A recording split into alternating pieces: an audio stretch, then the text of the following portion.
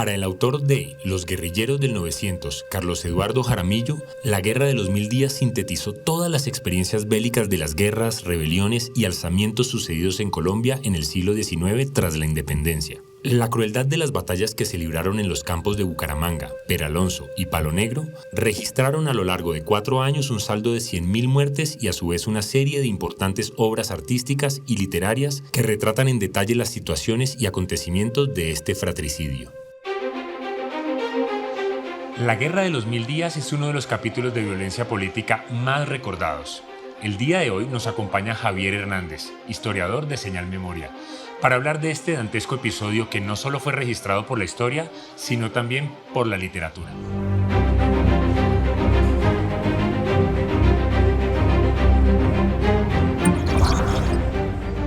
Hola, ¿cómo estás?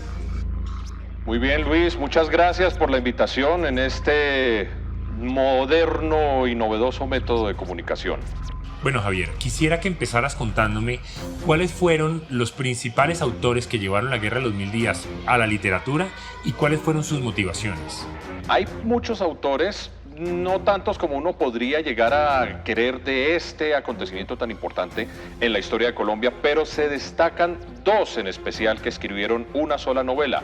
Se trata de Lorenzo Marroquín y de Rivas Grot, que ellos escribieron la novela Pax. Es básicamente como la novela más importante que relata algunos de los aspectos de la Guerra de los 1000 días, pero ojo, desde el punto de vista de la ficción. O sea, no es una novela que refleje a los personajes realmente como ocurrieron estos acontecimientos, sino toma algunas libertades argumentales para abordar un tema además que era, digamos que bastante caliente, porque la novela fue escrita entre 1901 y 1906, o sea, estaba en pleno la posguerra y había todavía bastantes heridas abiertas al respecto.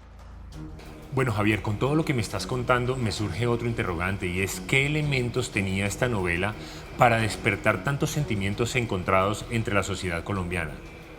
Yo creo que mucho tiene que ver con el tono, podría decirse tal vez.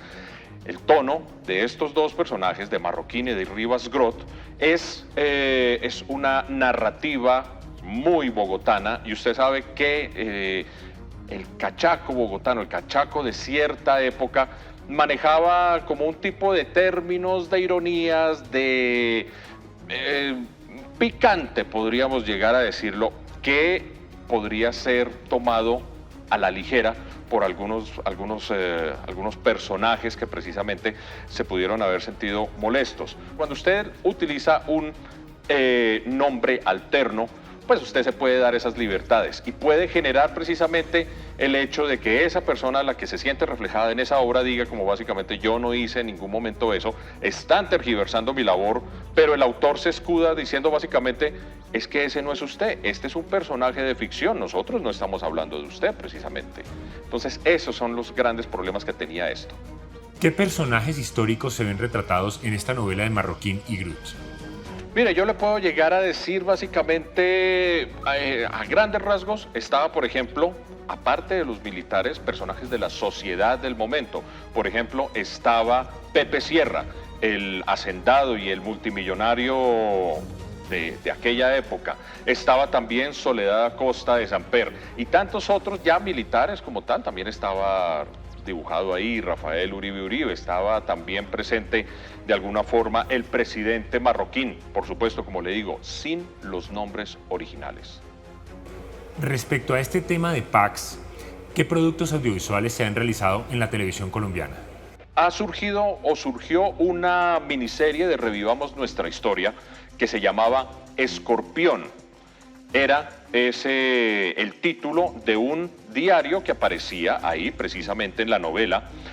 Fue una miniserie muy corta en realidad que se realizó a finales de los años 80, más o menos 1987.